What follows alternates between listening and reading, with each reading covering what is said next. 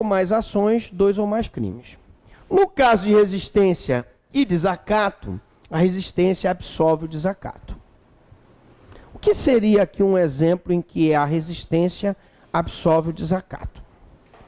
O policial vai efetuar a prisão, e isso acontece muito. Eu trabalhei no juizado especial, sei que geralmente o policial, como não tem outra forma de enquadrar o cidadão, ele joga logo no desacato, né? Então o policial vai efetuar a prisão e ele chama, na hora da prisão, além da violência contra o policial e além da ameaça, ele chama o cara de filho da pu, né? Se ele chamar o cara de filho da pu, né, ele vai ter praticado em tese um desacato e uma resistência.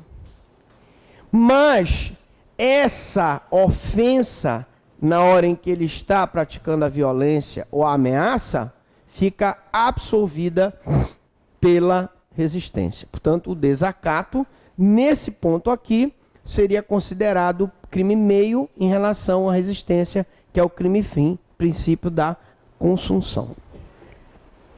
No caso de resistência e desobediência, que você perguntou, a resistência absolve a desobediência.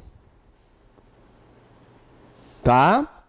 Então, porque a resistência, gente, qual é o objetivo do oficial de justiça ou do policial que vai efetuar a prisão? Ele não quer efetuar a prisão daquela pessoa? O objetivo é esse, certo? Então, a finalidade do agente não é simplesmente desobedecer a ordem, é impedir o ato. Ora, se o crime fim absolve o crime meio e a finalidade é a resistência, a desobediência, que é o crime meio, fica absolvida. Deu para entender isso? Vamos repetir. Raciocinem. Qual é a finalidade da resistência? Qual é o elemento, qual é o dolo específico da resistência? Que não seja cumprido o ato.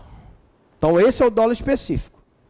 Se nessa tentativa de cumprimento, ele desobedece o agente, no caso, não evacuando o imóvel, ele está, em tese, praticando uma desobediência. Beleza? Ele foi para... O oficial de justiça está lá para despejá-lo e ele não sai. Não saio.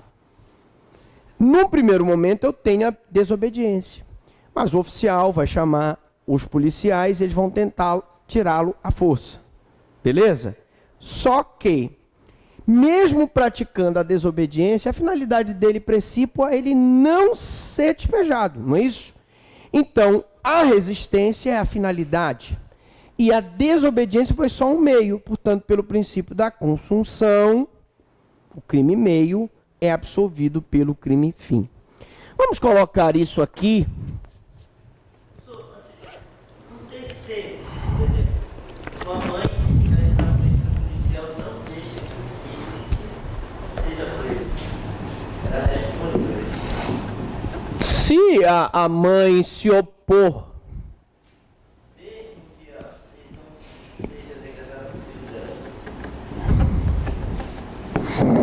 se é uma mãe que se opõe à prisão do filho, mediante violência ou ameaça, a mãe também, em concurso com o filho, em concurso com a mulher, e em concurso com o cachorro, o papagaio, o periquito, brincadeira, evidentemente que o animal não vai responder por resistência, mas todos que se opuserem mediante violência ou ameaça, vão responder pela resistência, tá? Então vamos só recapitular o princípio da consunção. O crime meio é absorvido, atenção, não é absolvição, é absorvido pelo crime fim. Então, por favor, numa prova de concurso, não vão cair na besteira de colocar resistência com desobediência em concurso, um material que está errado. nem muito menos resistência com desobediência em concurso formal. Nesse caso aqui, haveria somente a resistência, porque a desobediência é meio para a prática da resistência. Agora você entendeu? Deu para tirar essa...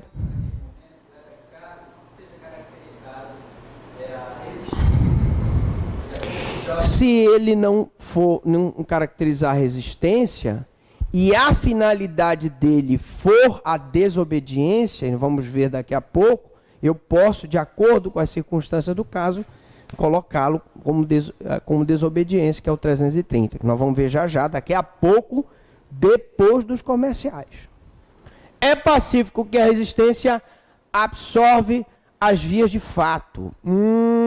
Também vias de fato, né? É crime, seria contravenção penal meio, porque vias de fato é contravenção penal. Então, evidentemente que quando o policial vai fazer a prisão dele, ele espernega. Ele pode arranhar o policial, ele pode morder o policial, ele pode puxar o cabelo do policial, ele pode empurrar o policial, tudo isso vias de fato. Mas como o objetivo principal dele é não deixar que o policial o prenda, aí eu vou ter a absolvição das vias de fato. Então, meliante que perseguido após a consumação da infração, se opõe à voz de prisão, dando uma gatanhada no policial, por exemplo. Desobediência. Nosso amigo lá está doido para saber a desobediência.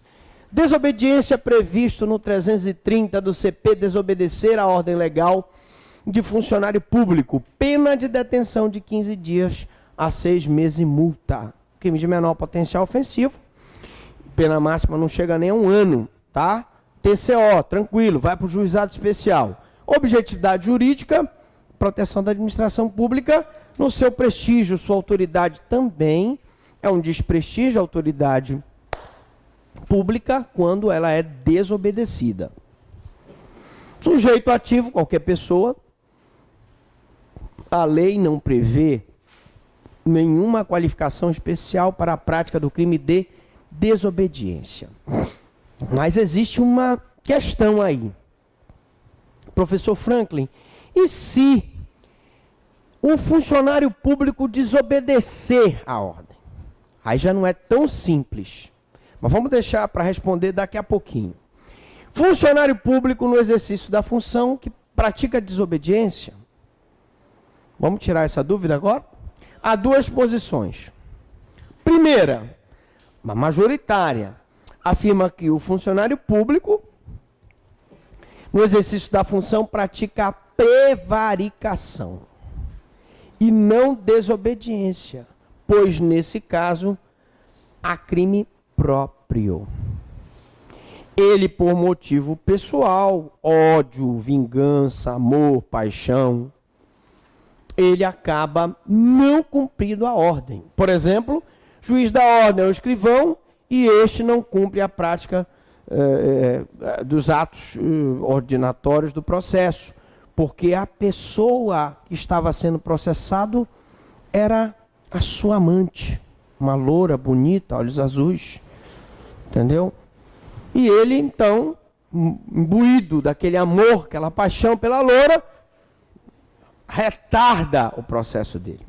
Pela corrente majoritária, ele praticaria a prevaricação e não a desobediência. Mas a minoritária sustenta que o funcionário público, no exercício da função, pratica sim crime de desobediência, ao não atender a ordem de outro funcionário público. Tá. Motorista que desatende policial rodoviário que ordena a parada do veículo. Só para complementar aqui, eu já abro para as perguntas.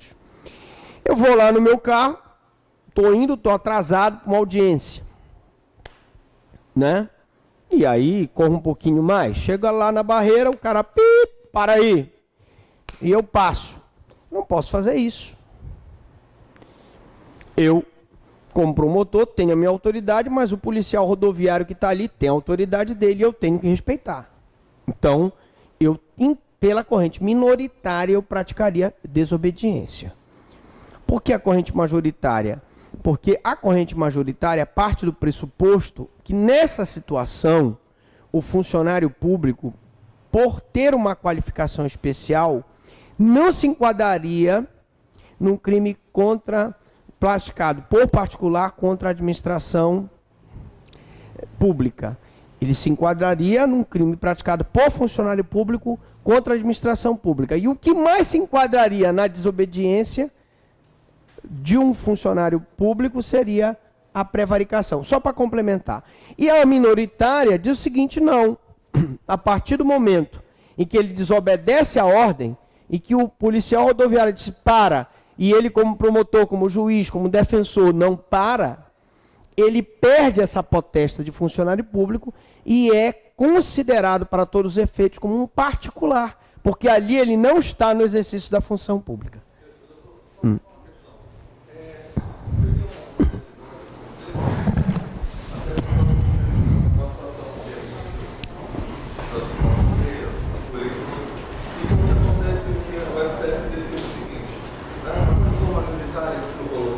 Ela prevê principalmente uma relação subordinativa.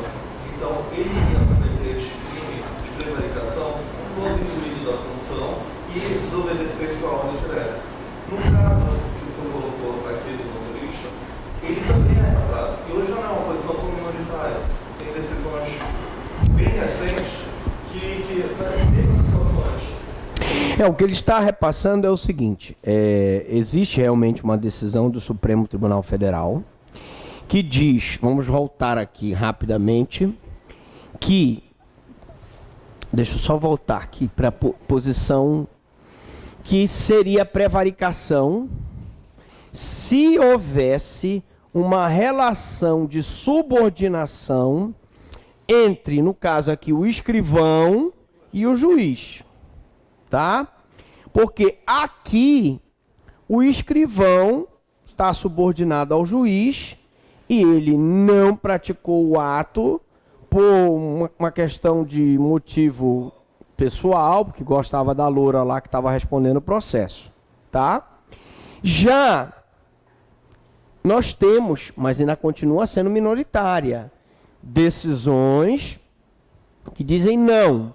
Nessa situação em que eu tenho qualquer funcionário público, seja ele juiz, promotor, defensor, procurador do Estado, um auxiliar administrativo que vai lá no seu carro, e o policial rodoviário apita, manda parar, e ele diz, olha, para o veículo, o cara não para, não existe uma relação de subordinação entre o policial rodoviário e o outro funcionário público. Portanto, aí tem esse outro argumento.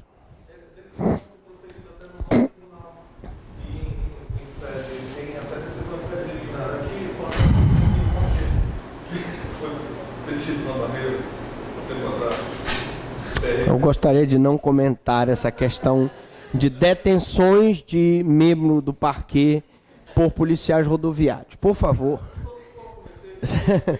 Não, tudo bem, eu estou brincando, Não, nem beber eu bebo. Isso aqui, meus alunos, isso aqui é água, viu? Sim, já até sei o que foi. Bom, vejo preocupação em seu olhar. Sujeito passivo. Claro, é o Estado sujeito passivo, né? De forma secundária, o funcionário público que emitiu a ordem desobedecida. Que o cara que está lá, que emitiu a ordem, que foi desobedecido, ele também é sujeito passivo. Ele foi desprestigiado na sua ordem. O elemento objetivo do tipo, desobedecer, que significa não cumprir, não atender. Não cumprir, não atender, desobedecer. O crime de desobediência pode ser praticado na forma omissiva, eu não faço o que eu tenho que fazer, ou comissiva, eu faço o que eu não posso, tenho ordem para não fazer. dependendo da ordem dada.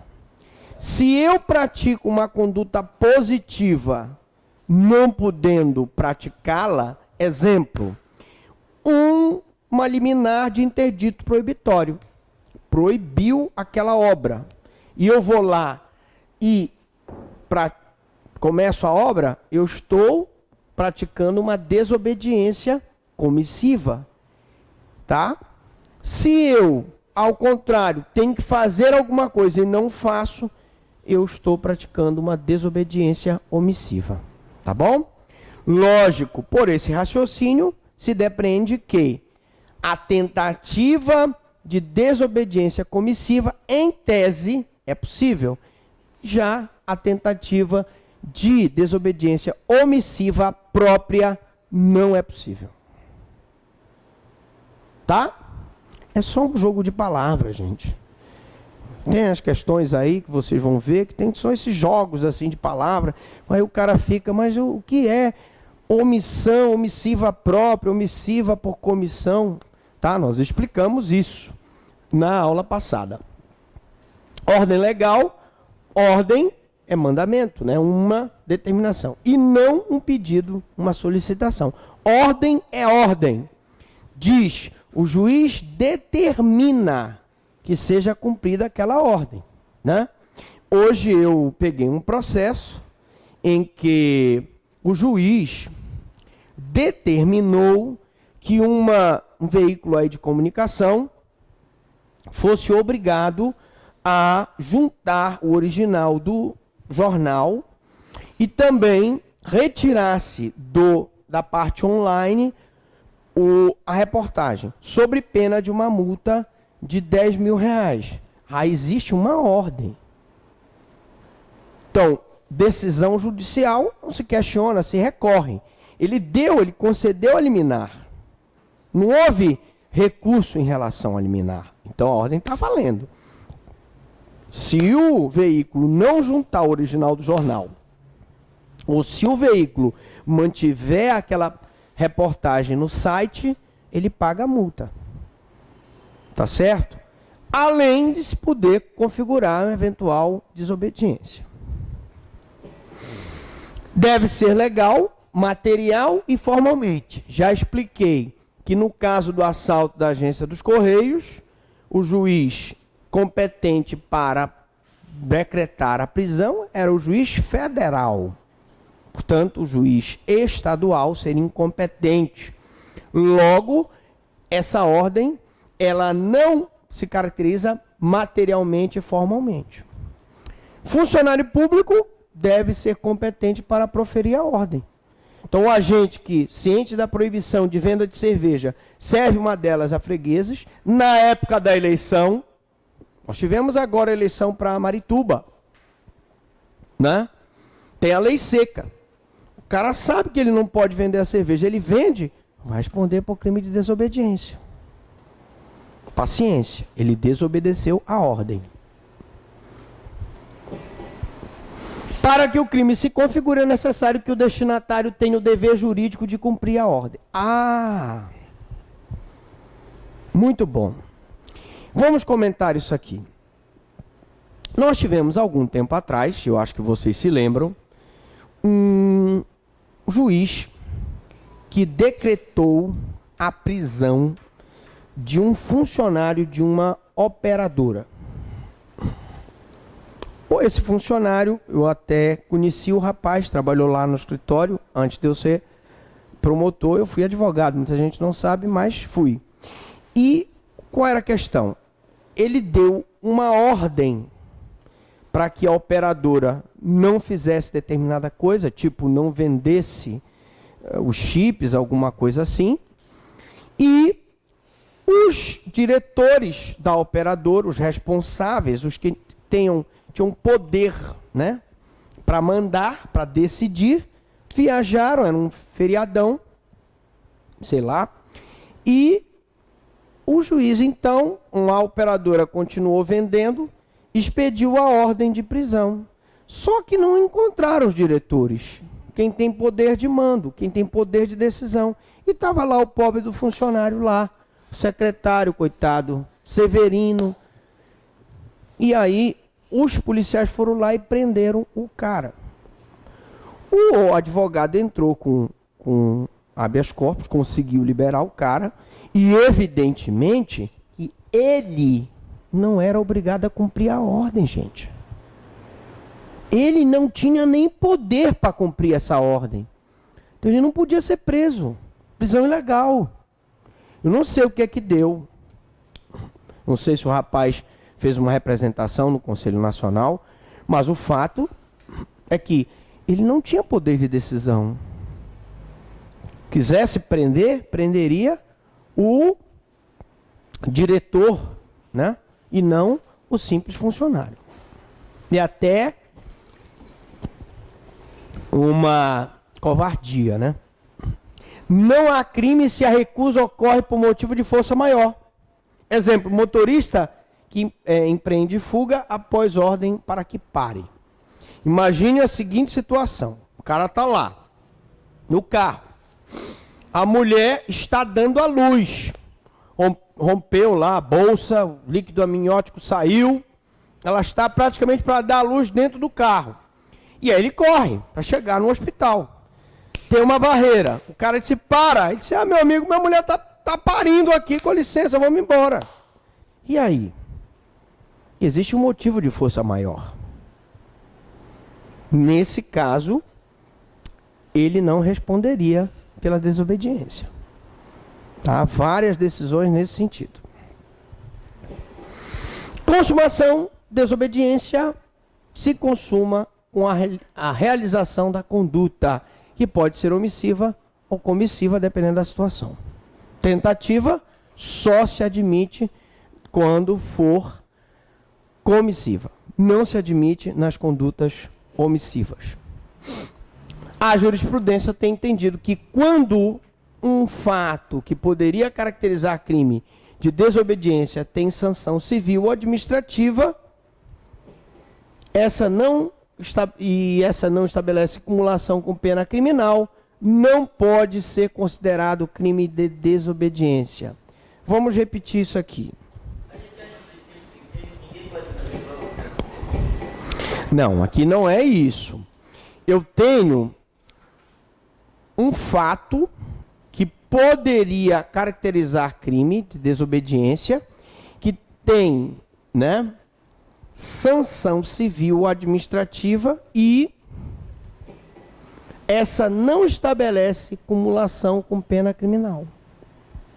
Ou seja, é uma infração disciplinar. É uma desobediência a uma ordem disciplinar que estabelece uma punição disciplinar. Se eu tenho a possibilidade de puni-lo disciplinarmente e não existe uma acumulação com pena criminal, eu não posso caracterizar a desobediência. Ou seja, o que ele quer dizer, falando em questão de hierarquia, é que se houver a possibilidade da pessoa ser punida disciplinarmente, e esse enquadramento de desobediência disciplinar não vai caracterizar a desobediência criminal. Vamos supor que um delegado não instaure o processo no prazo de 10 dias, se o réu conclua o inquérito no prazo de 10 dias, se o réu estiver preso. Ele está violando um dispositivo do Código de Processo Penal. Mas existe uma sanção disciplinar para ele. Então eu não vou enquadrar na desobediência.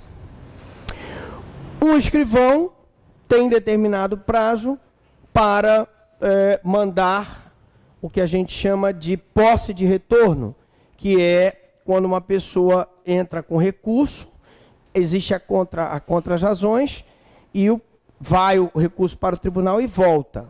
E ele é que tem que providenciar. Ele não faz. Existe uma sanção disciplinar. Eu não vou enquadrar em desobediência.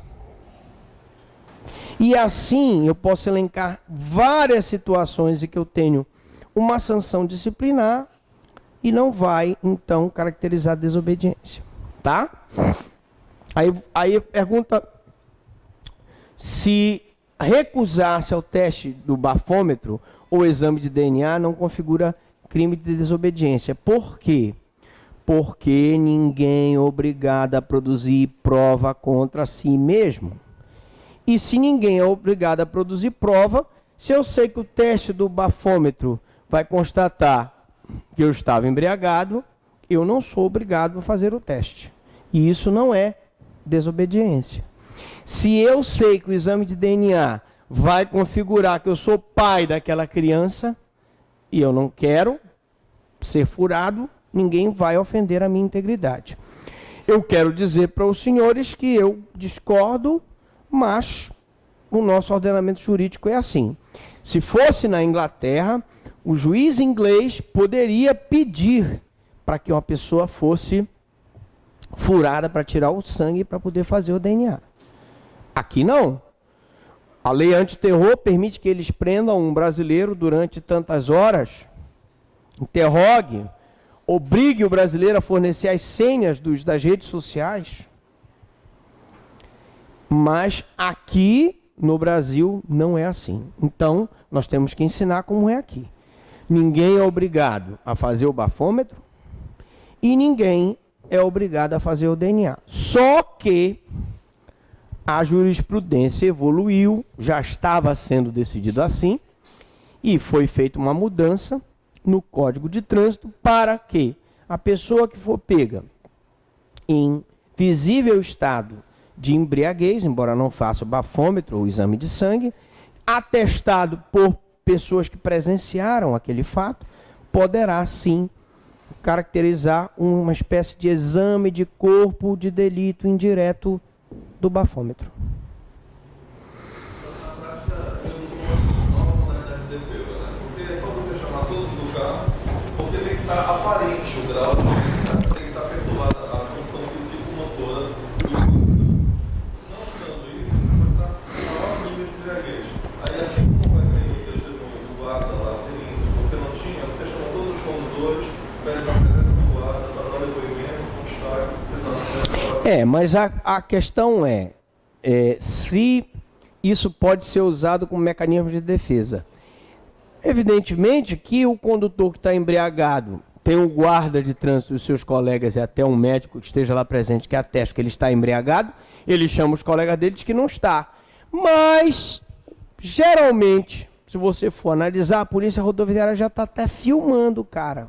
O cara já sai assim, né?